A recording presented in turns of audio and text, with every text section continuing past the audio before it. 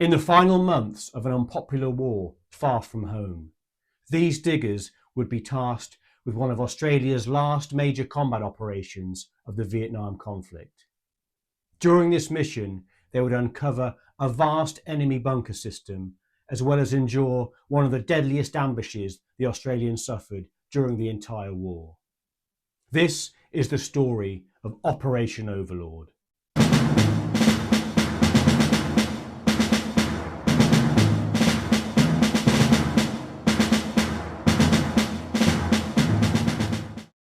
By June 1971, the Australians had been involved in the Vietnam War for approximately 9 years.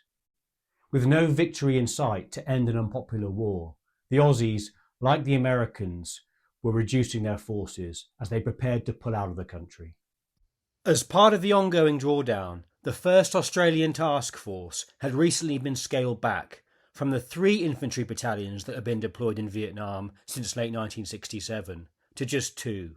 With further reductions already being planned for the coming months. New Zealand's 161 Battery had also just withdrawn in May of this year.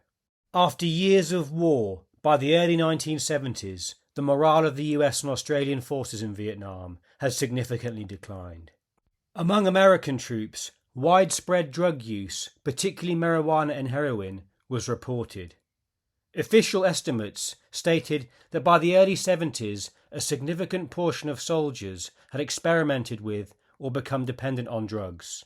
With a crisis of confidence in military leadership, some US soldiers had turned to drugs as a coping mechanism for stress, boredom and trauma.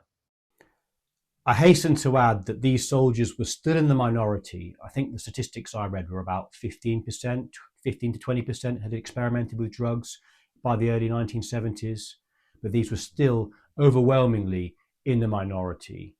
However, I did want to highlight this issue just to illustrate the sense of disillusionment and despondency in the environment of the military at the time. Anti-war sentiment was growing, not just at home, but also among the ranks, with many soldiers questioning the purpose and conduct of the war. Australian troops, whilst maintaining a high level of discipline, were not immune to suffering similar morale issues. This was primarily caused by a growing public opposition to the war in Australia, reduced troop numbers, and a focus now on withdrawal rather than victory. This contributed to a sense of futility and low spirits among the troops on the ground, much like the Americans. However, being soldiers, they all recognised they still had a job to do.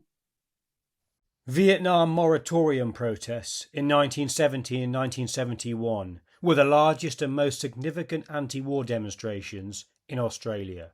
Some soldiers from 3RAR in 1970 were even arrested in Adelaide for clashing with these protesters. Many returning Australian vets were treated with contempt and suspicion by civilians, and this would last for years after the conflict. North Vietnamese strategists saw this growing Western disillusionment with the war as an opportunity. Sensing the Australians had little support at home, and with fewer military resources in country, now was the time to strike. Gaining confidence and wanting to hasten the Australian withdrawal, the North Vietnamese strategy was to concentrate forces in southern Long Khanh province as a staging area, ready to inflict a heavy defeat on the weakened Australian task force, located in neighbouring Phuoc Tuy province. The North Vietnamese anticipated that this would be a large propaganda victory and humiliate the Australian armed forces and government. In the spring of 1971, Allied forces noticed increasing enemy activity in Long Khanh. This included attacks on local South Vietnamese forces, increased North Vietnamese and Viet Cong signals and radio traffic, and escalating harassment reported by local villages. To investigate further, Australian SAS Long Range Recce Patrol conducted reconnaissance and intelligence gathering missions in the locality. In early June 1971, these Special Forces soldiers reported clear indications of a build-up of large concentrations of enemy troops in the vicinity, northeast of the De Courtenay rubber plantation, in an area known as TRAC, or 3rd Regional Assistance Command Special Zone. In this area, it was discovered that Main Force 274 VC Regiment, D445 VC Battalion and the 3rd Battalion 33rd NVA Regiment troops were using the locality to train, reinforce and prepare prior to staging planned attacks. Combined, this was a force of up to 2,500 fighters. The 33rd Regiment was a veteran People's Army of Vietnam outfit that had fought the Americans in the Central Highlands between 1965 and 1968. At some point after Tet, they were repositioned to the southeast of the country to threaten Phuoc Tuy province and the Australians. From 1969 onwards, they would fight the Australians in a series of battles until the ATF finally withdrew from the country. At approximately 1,300 strong at full strength, many of the fighters of this regiment were battle-hardened and experienced soldiers. The Australian Task Force commander, Brigadier Bruce MacDonald, decided it was necessary to act and launch a preemptive operation to destroy the enemy and their installations. Named after the 1944 invasion of Normandy, Operation Overlord, conducted on the border between Long Khanh and Phuoc Tuy province, was initiated to disrupt this staging area and prevent it launching its own assault against the ATF. This planned cordon and search operation would involve 3 battalions of troops, 2 Australian and 1 US. The US formation involved was 2nd Battalion, 8th Cavalry Regiment, 3rd Brigade, 1st US Cavalry Division, Air Mobile. That's a mouthful. The 1st Cavalry Division was famously known as the First Team, and its soldiers as Sky Troopers. This division would play a pioneering role in the Vietnam War. It was among the first US military units to fully adopt air mobility tactics, an innovation that transformed modern warfare in the dense jungles of Vietnam. Alongside the 82nd and 101st Airborne Divisions, the 1st Cavalry was regarded as one of the US Army's elite formations and became one of the most decorated combat divisions of the war. The Australian infantry battalions involved included the 3rd Battalion, Royal Australian Regiment, which was on its 2nd tour of duty in Vietnam, its first spanning from December 67 till November 68. Many of the troops of this battalion had witnessed such actions as Coral Balmoral and were experienced, battle-hardened professionals. In 3 RAR's first tour, they had suffered 24 killed and 94 wounded. Joining them was the 4th Battalion, Royal Australian Regiment, also on its 2nd tour. In Vietnam at this time, 4 RAR was widely known as the Anzac Battalion, as it included 2 New Zealand infantry companies, Victor and Whiskey, which were integrated into its ranks. They were supported by combat engineers, including the renowned tunnel rats from the 1st Field Squadron, Centurion tanks, Armoured Personnel Carriers or APCs, and various artillery units to provide critical fire support. The strategy was for the US Cavalry Battalion to block northeast and east along the Sway Lock River. 4 RAR was deployed to block south and southeast along the Sway Ran River system, and A Squadron, 3rd Cavalry Regiment, was to be used as a cordon to the west. 3 RAR and tanks of C Squadron, 1st Armoured Regiment, were to search between the blocking formations and destroy all enemy found in the area. This was the biggest operation so far in their tour that 3 RAR had been involved in, and would pitch them in one action into an 8-hour firefight against battle-hardened North Vietnamese regulars and Viet Cong. From the 2nd of June until the 4th of June, final briefings were conducted, first-line ammunition issued, pyrotechnics tested, equipment checked and rechecked, and 5 days of rations issued. Some lucky diggers even managed to have a few quiet beers whilst going over various scenarios and timings. On the 5th of June, the Australians deployed by helicopter and Armoured Personnel Carrier or APCs north to their blocking positions on the province border of Phuoc Tuy, near the Courtenay rubber plantation. Soon, the skies above the Aussies' main base at Nui Dat was full of Huey Slicks, ferrying troops north into action. Of the beginning of the operation, Sergeant Ken Mackenzie stated, "On command of our movement controllers, chalks of soldiers stagger out from both sides of the pad and clamber onto their designated ships. Within a minute, The slicks climb out and rejoin the wall of Hueys above. On the following day, 6th of June, the anniversary of the original Operation Overlord, the Australians established their main operational headquarters on the 210-metre high Courtenay Hill, east of Route 2 and within view of the De Courtenay rubber plantation. With all units in place, 3 RAR would now search its area of operations, AO Gold, with 3 rifle companies, A, B and C, with D Company being held in reserve. 2-man splinter teams of the legendary Tunnel Rats were attached to each of the rifle companies to go down and search any bunkers discovered. This cordon and search operation would trap enemy forces looking to escape and destroy them. Tanks from 1st Armoured Regiment, artillery from 12th Field Regiment and a US artillery battery would also be in support, with additional sappers from 1 field squadron ready to be called in to carry out any further tasks, such as demolition work or demining. Choppers flew 3 RAR's B Company to a landing zone, from which it would begin patrolling the search area. As the Aussies from 3 RAR flew in, some came under fire by enemy forces. Helicopter gunships flew overhead, directing suppressing fire. From this picture here, you get a rough idea of the terrain the soldiers were operating in. It was a combination of thick jungle canopy and dense rubber plantations. As the troops of 3 RAR fanned out, small groups of enemy were seen, along with signs of recent activity. Everyone was tense, expecting contact at any moment. However, the first few hours were relatively subdued and uneventful. Patrolling in the heat and humidity, no doubt the chaps, like all soldiers, were having a good grumble about their rations and footwear. Here's a couple of quotes from viewers who are stated Vietnam veterans. This one's from Dennis. On operations in Vietnam, on both of my tours with 3 RAR, we carried rations for 5 days and were resupplied by chopper or APC if we could find no suitable landing zone for the choppers. Every 5 days. They also brought mail out to us and backloaded any letters that we had written. As a rule, the breakdown was 3 days US rations and 2 days Australian rations. We preferred the US ration packs because there was more, right down to a miniature pack of 4 retail release cigarettes. The US ration packs had as much for one meal as the Australian packs had for 24 hours without the cigarettes.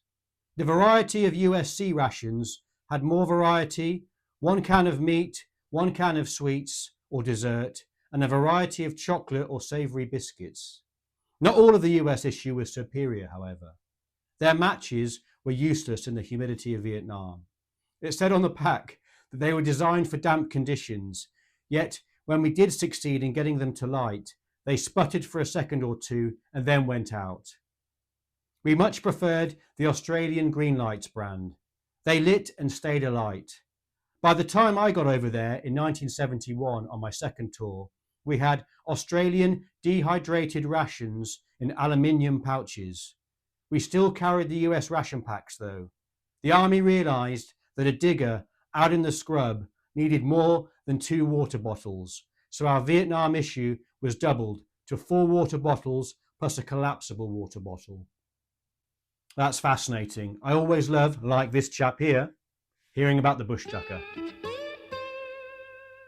Dennis also states the Aussies by 1971 were wearing the Dunlop GP boot after initially, in the mid-60s, being issued the tropical stud boots, which turned out to be inadequate. The black leather general purpose, or GP boot, had cotton laces and 12 pairs of riveted eyelets. I've read that during the war, many Australian Army and New Zealand soldiers traded for a pair of M1966 jungle boots from American troops to use alongside their GP boots.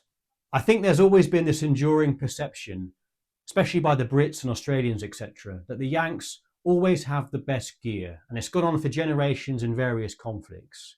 However, here is a comment from viewer Don, who served as an American GI in Vietnam between 1969 and 1970. This is regarding the boots. Both of my ankles were injured wearing the jungle boot.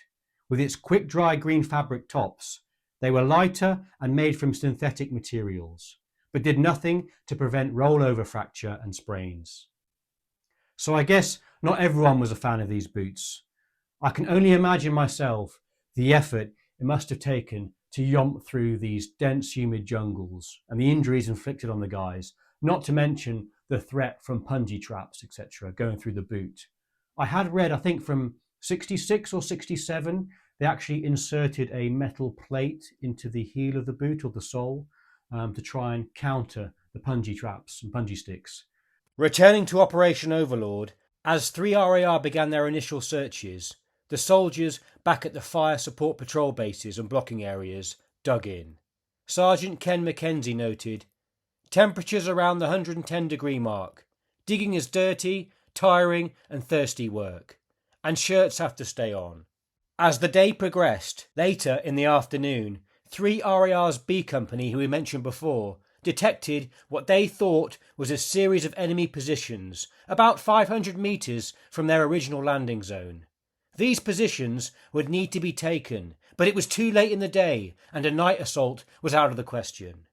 The Australians laid up for the night in defensive positions and attempted to keep the heads down of the enemy by indirect artillery fire, hoping that it would prevent them from withdrawing overnight.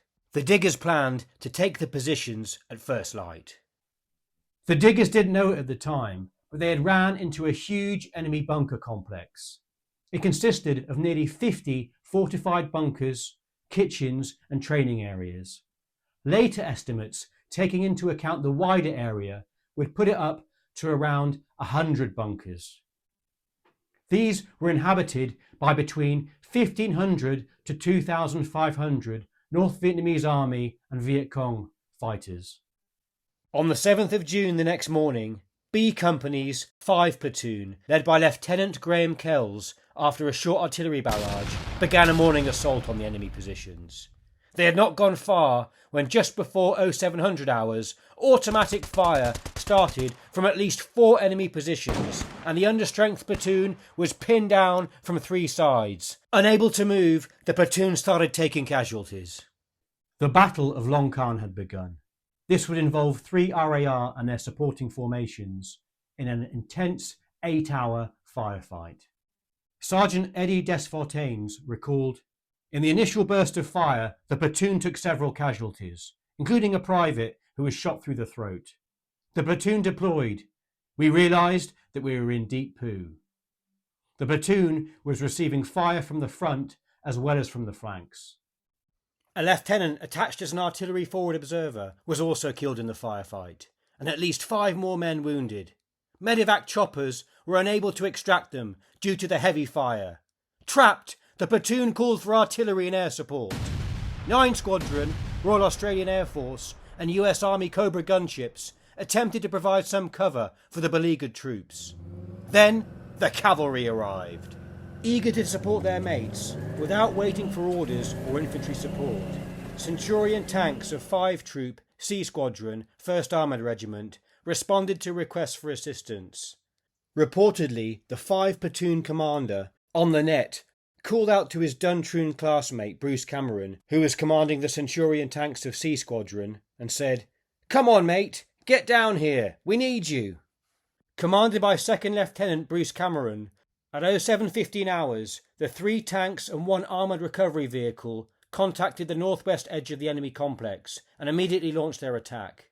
To fight their way through to the infantry platoon, trapped 800 metres away on the opposite side of the bunker system, would not be easy. The enemy bunkers were so sturdily constructed that the tanks couldn't collapse them or destroy them with their tracks. Another problem was ammunition. There were more bunkers than the tankers had shells. The troop commander stated, "There were so many bunkers, we didn't have enough ammunition to engage them all."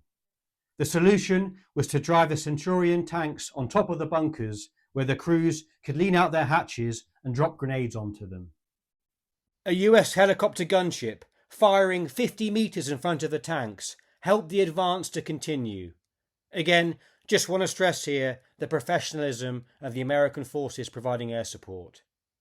An hour later, another troop of tanks arrived and joined the attack. These were from 3 Troop. As the tanks increased pressure upon the enemy, they were no longer able to concentrate their efforts on wiping out the infantrymen of 5 Platoon. Around 0930 hours, the rest of B Company reached 5 Platoon, and managed to shore up their flanks. Soon afterwards, they were reinforced by D Company, as well as tanks, which, temporarily running out of ammunition, had to halt for resupply. The Australians now consolidated their positions. By mid-morning, the infantrymen were also running low on ammunition. They called in the Aussie helicopters to resupply them with munitions and extract the wounded. These pilots bravely flew in low, flying right over the raging battlefield below. Illustrative of the risks involved, the Communists managed to shoot down a resupply Huey. 2 men were killed in the crash and 2 others wounded. As air support and artillery kept the enemy at bay, other Australian units managed to reach their comrades at the crash site. Reportedly, there were many feats of courage carried out by soldiers of 6th Platoon B Company in rescuing the surviving crew of the downed helicopter. During the fighting, Australian bushranger helicopter pilots also displayed total disregard for their own safety in providing close fire support to the troops and tanks on the ground. American and Australian artillery units were totally exhausted in the next few hours, supporting the diggers and tankies in contact. That afternoon, the tanks, supported by D Company, swept through to finally link up with B Company. By late afternoon, the battle space had again become subdued. The diggers established a defensive perimeter and braced for further attacks. However, after a tense night, it became apparent that the main force of enemy had now withdrawn. By mid-morning, the Australians had realised that the enemy had left a large rear guard to confront the Australians, whilst the main bulk of insurgents, frustratingly, had slipped away, either during the fighting itself the day before or overnight. A private remembered the scene as they mopped up the following morning. We moved through the bunker system with the tanks. Once we left where the platoon's position had been the day before, the jungle was just obliterated. I remember there were bits and pieces of human flesh and limbs all over the place, and blood trails everywhere. The enemy was obviously a very large force, and they had taken every dead body they could carry with them, leaving virtually none behind. During this time, US forces on the northeastern flank also engaged in isolated contacts with enemy units. As the operation progressed, a search revealed an extensive bunker system that included training areas, lecture rooms, dressing stations, sleeping bays for more than 120 people, and even a couple of assault courses. It took engineers the best part of 4 days to destroy the complex. Eventually, 4 RAR and the New Zealanders and the American battalion were ordered to close their blocking positions and link up an open cordon along the Sunuak and Sulok rivers. Excuse me for any mispronunciations. During this time, further enemy units would attempt to penetrate the cordon in an attempt to escape, and fleeting or isolated contacts were reported constantly over the coming days as the operation was underway.